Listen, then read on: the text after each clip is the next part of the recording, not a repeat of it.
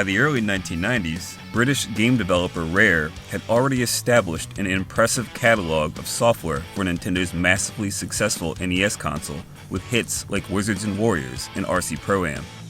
Around this same time, a popular series titled Teenage Mutant Ninja Turtles had reached peak popularity, spawning movies, video games, and a hit TV show.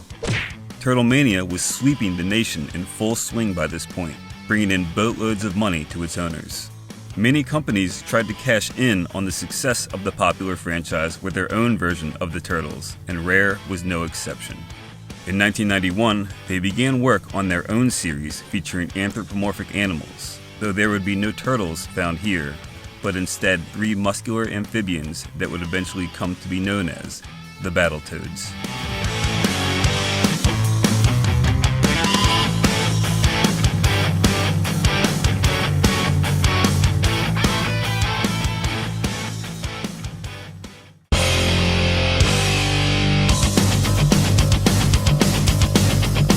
Throughout the second half of the 1980s, Rare had developed countless titles with a huge variety of genres. There was one big genre missing from their vast resume though, an arcade-style beat-em-up game. Chris and Tim Stamper, the sibling duo that founded Rare, wanted to try their hand at the genre that had become very popular by this point, both in arcades and on home consoles. They had also taken notice of how huge the Teenage Mutant Ninja Turtles had become, and wanted to try and create something similar that was heavily marketable and would allow for plenty of merchandising opportunities. Kevin Bayliss, an artist and designer at Rare, was given the task of creating characters for this new project. Bayliss obviously took inspiration from the Turtles' cartoony and family-friendly look. Cut! From the Ninja Turtles' cartoony and family-friendly look, to try and separate his characters from the more serious and gritty beat-em-up games that had become the norm. He would eventually create 3 muscular toads, and in the spirit of 90s gross-out humor at the time, named them each after a different type of skin inflammation: zits, rash, and pimple. Surprisingly, he skipped over some other winners like blister, eczema, and ringworm. Oh, sorry. The original title Bayliss gave the anthropomorphic toads was Amphibians with a Z, before later changing it to the Battletoads name people are familiar with today. The artwork would be created into digital pixel art by Tim Stamper, which would then be implemented and animated within the game. The Battletoads story sees Pimple and a princess named Angelica cruising through space when they are abducted by the nefarious Dark Queen. After receiving a distress signal from Pimple, Professor T. Bird, the team's mentor, takes Zitz and Rash to the planet they are being held hostage on to commence a rescue operation. The design team would fully embrace the cartoonish designs by having the Toads' attacks have ridiculous transformations, like their foot turning into a large boot, or their head growing ram horns when dash attacking an enemy. They would also embrace very difficult gameplay, which was a common trait among NES games at the time, although Battletoads became notorious for it. Anyone that's broken a controller or 5 during the Turbo Tunnel speeder bike section will be happy to know that much of the team working on the game spent many days screaming and cursing while trying to complete and playtest their own levels. Another of Battletoads' defining traits was its inclusion of different genres and gameplay types. At its core, it was a beat-em-up game, but over the course of its 13 stages, players would be treated to constantly changing mechanics and be challenged with new types of evolving gameplay. Almost every single stage introduced something new, from riding vehicles and dodging obstacles, to maneuvering mazes and racing enemies. Battletoads constantly kept players on their toes. The final piece of the puzzle was the game's soundtrack, which would be composed by the talented David Wise, best known for his work on the music in the Donkey Kong Country series. Wise would create the game's soundtrack by taking a look at each level's graphics and gameplay mechanics before disappearing into his studio to write tracks he thought would fit each stage. After countless hours of work and programming, Rare's newest title would finally reach completion. This was not quite the finish line, however, as the game's publisher, TradeWest, would need to establish its marketing campaign. Bayliss and the team would put together a style guide which depicted hand-drawn art of all the in-game characters. This art would then be utilized as resources when working with the game's advertisements and press kits. Battletoads would receive TV commercials, comic ads, and many magazine write-ups.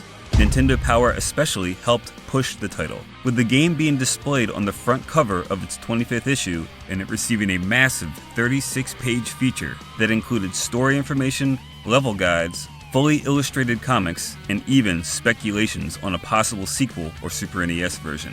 Battletoads would receive glowing reviews from critics for its unique and challenging gameplay and applauded for its interesting and ridiculous characters.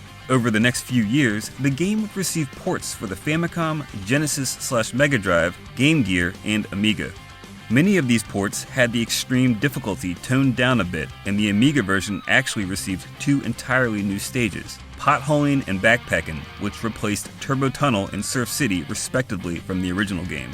Also planned were DOS and Atari ST PC ports, as well as Atari Lynx and Sega Master System versions. But unfortunately, none of these ever saw the light of day. Rare would build on the game's popularity later that same year in 1991 with a version for Nintendo's popular Game Boy handheld. The Game Boy actually received 2 different versions of Battletoads based on the original. The first one would share the same title as the NES game, simply called Battletoads, but it would be the same in name alone and featured completely new and different stages. Even with these new stages, it would retain the same gameplay type change-ups from level to level, including brawling, 2D shooting, racing, and platforming. The Toads would also gain a few new vehicles to pilot, like jet skis and rocket packs. 2 years later, a direct port of the original NES game would be released on Game Boy. In one of the strangest naming decisions in gaming, Rare would completely confuse its customers by calling this title Battletoads in Ragnarok's World. This would often cause people to get the 2 games switched around. While Ragnarok's World was a direct port of the NES game, it was missing a few of the levels from the original. In 1992, the year after the NES and first Game Boy title were released, Rare and TradeWest would focus their attention on the marketing and merchandising side of things. They would not create any additional Battletoads games this year, but they would release something else: a cartoon TV show. Well, kind of. A pilot episode was released with the intention of it receiving a full series, which sadly didn't happen. David Wise, a writer on the original Teenage Mutant Ninja Turtles cartoon series, who had no relation to the composer at Rare with the same name, would plan out and write the pilot's story and dialogue. It's one thing to rip off a show, but when you can steal one of the writers from the show you're ripping off? Perfection. The cartoon story was considered a prequel to the game and featured 3 junior high students that could transform into the anthropomorphic toads we know and love. Its producer Deke would surprisingly later release the pilot episode on VHS. Shortly after this failed attempt at a TV show, Rare would begin development on the Battletoads' next adventure, this time on Nintendo's now thriving Super NES console.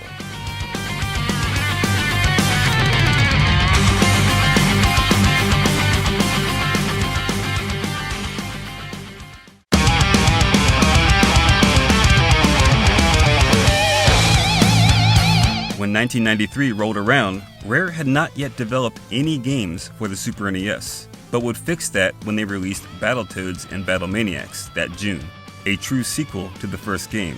A mere few months before this, the port of the first Battletoads game had only just arrived on the Genesis and helped emphasize Rare's faith in Nintendo's consoles. The story begins with Professor T. Bird showing off a new virtual reality game system he was working on with the Cycone Corporation.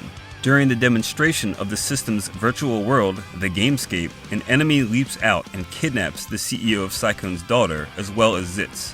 Rash and Pimple must charge in and save their now captive friends. Look, if this isn't the pinnacle of 90s ridiculousness, then I don't know what is. Battlemaniacs would only feature 6 stages, half as many as the original game, though they would be a bit longer in length than in the first Battletoads. Many of these levels would also be reimaginings of the ones found in the original title and would feature very similar mechanics and gameplay with some added twists. The game often feels like a Battletoads 1.5 rather than a true sequel and lacks much of the forward thinking and fresh ideas that the original game offered. Also included were 2 bonus stages players could use to earn additional lives. The game culminates with a battle against the Dark Queen and a short minigame after her defeat that can result in 2 different, though still very similar, endings. Battlemaniacs received mostly positive reviews from critics, especially in regards to its beautiful graphics and catchy soundtrack. but its lack of innovation on the original Battletoads was very clear and easy to see. The Super NES title wasn't the only Battletoads game to release that same month. Battletoads and Double Dragon: The Ultimate Team would launch for the NES alongside Battlemaniacs, with Ragnarok's World for the Game Boy completing the trifecta of games releasing on Nintendo's consoles that month. Double Dragon's two main characters, Billy and Jimmy Lee, team up with the Battletoads to stop a giant spaceship that bursts out of the moon and threatens the planet. Tradewest had licensed and published the original Double Dragon game on NES and Game Boy, which presumably helped facilitate the deal to make this crossover happen. Throughout development, Technos Japan, Double Dragon's IP owner, stayed pretty hands-off and gave Rare full control of their characters. For the first time in any of their games, all three Battletoads were playable, as well as both Billy and Jimmy Lee. The title had 7 stages in total, with some being broken up into smaller subsections. There was a much bigger focus on the brawling aspect, as would be expected in a Double Dragon crossover, but some of the Battletoads staples, like tight platforming and vehicle sections, would return. Stage 4 is particularly unique in that you pilot a spaceship and utilize shooting controls similar to the Asteroids arcade game to fight off enemies and a large boss ship. In late 1993, Super NES and Sega Genesis ports were released alongside a Game Boy version. The 16-bit ports had improved graphics and sound, as well as redone cutscenes. The game scored good to average reviews among critics, with its combat and gameplay receiving the majority of the positive comments, but its unforgiving difficulty and cheap deaths being panned. After developing many titles and ports of the game to home consoles over the past few years, Tim and Chris Stamper decided to finally take the amphibious trio to arcades.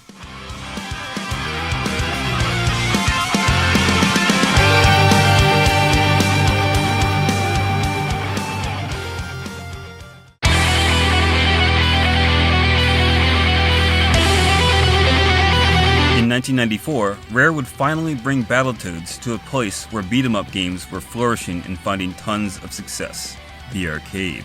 They would develop a new unique entry in the series, with Electronic Arts handling the publishing and distribution of the arcade machine.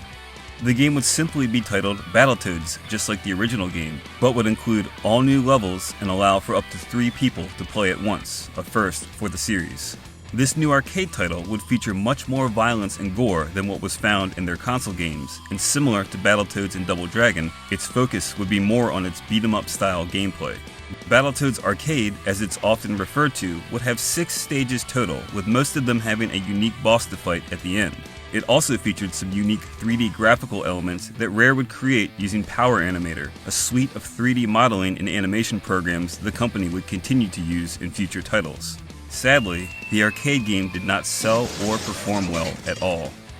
A Super NES port of the title was started, but never finished, while a Game Boy version was brought to full completion, yet never saw a release after how poorly its arcade counterpart had performed financially. Things were not looking good for the series, and it was starting to seem like fans just didn't have as much love for the Toads anymore, especially when a series built on gameplay variety was starting to become very stagnant and predictable with its games. By 1994, Rare had begun to invest heavily in Silicon Graphics 3D workstations and was using Power Animator to create impressive 3D models and animations. They would really begin to utilize this tech in their popular fighting game, Killer Instinct. Eventually, they would create a 3D tech demo for Nintendo, who was so impressed that they would allow the development studio to work on one of their franchises, ultimately leading to the creation of Donkey Kong Country. Rare was moving on to greener pastures, and it started to become very clear that the Battletoads franchise might finally be dead in the water.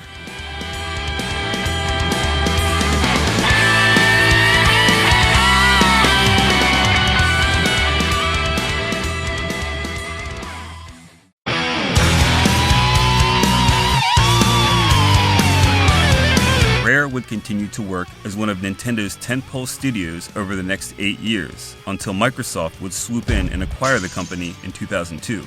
Nintendo had shown that they had very little interest in bringing back the Battletoads franchise, but fans began to speculate that maybe Microsoft would be more open to the idea.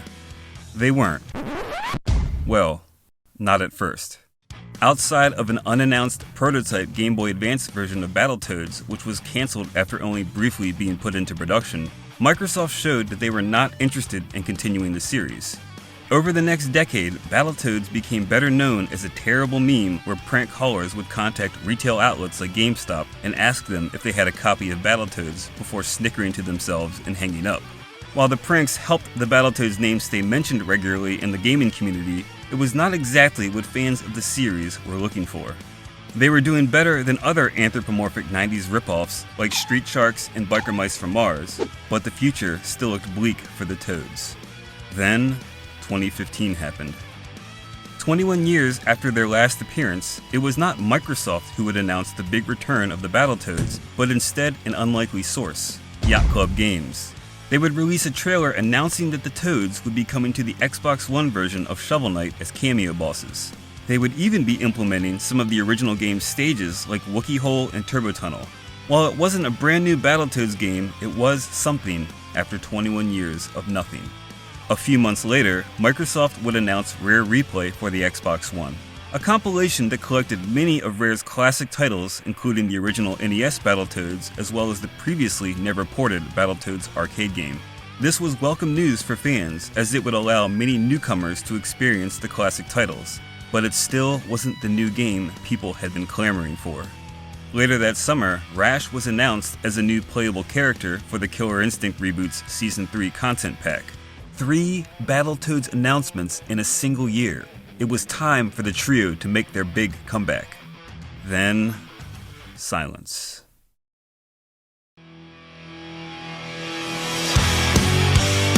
During Microsoft's E3 2018 press conference, a teaser trailer years in the making was shown. The Battletoads were finally back.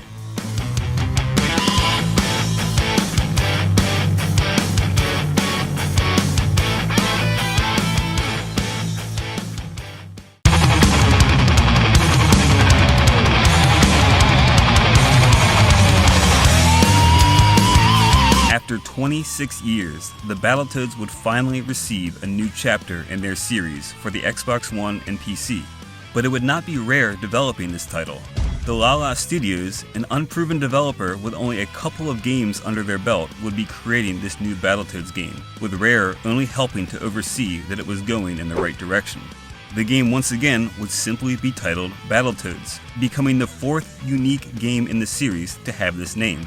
While the Battletoads games had a variety of gameplay types, they certainly lacked a variety of different titles. The story sees the Toads having been locked in a fantasy simulator bunker for 26 years, and later emerge to find their fame is gone, and their longtime nemesis, the Dark Queen, has fallen into a similar situation with her powers being taken away. The group decides to all team up and take down the alien group known as the Topians that have seized control of the galaxy and were responsible for locking the Toads away. The game's humor and dialogue feels pretty cringy most of the time, but in a way it also feels oddly appropriate in capturing the spirit of the early 90s. Park rind? Park rind. Included in this new Battletoads title are over 20 different stages, but some are just simplistic minigames that are used to try and capture the variety in gameplay found in the original game. These include menial job tasks, Toad Shambo, shooting defense, ball juggling, pose matching, wood chopping, FPS camera shooting, directional input defense, and a system reboot section that includes multiple minigame inputs. These aren't the only different types of gameplay aside from the brawling though, as the Turbo Tunnel and spaceship shooter levels found in previous games were reworked with new perspectives and controls. As was the norm with Battletoads titles though, brawling and platforming are still the game's main type of gameplay throughout. Even if all the minigames weren't top-notch and engaging, one has to respect the Lala Studios for attempting to capture the feel of the first game, even if it was in their own new way. Battletoads would receive very divisive scores and responses from critics. Many panned its repetitive enemies and short game length, while some even declared they felt like it had been released incomplete. Others praised its variety in gameplay types and minigames scattered throughout, as well as its new art and animation style. Either way, it did not score as well as fans had hoped it would, and once again, the future of the series would be uncertain.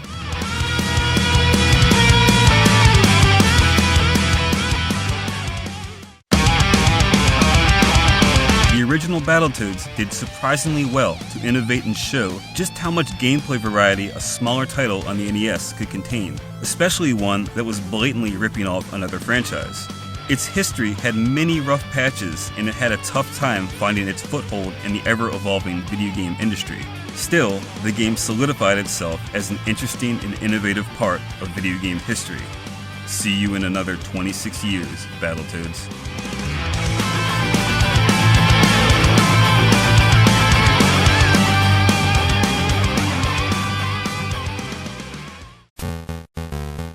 Hey, thanks for watching all the way to the end.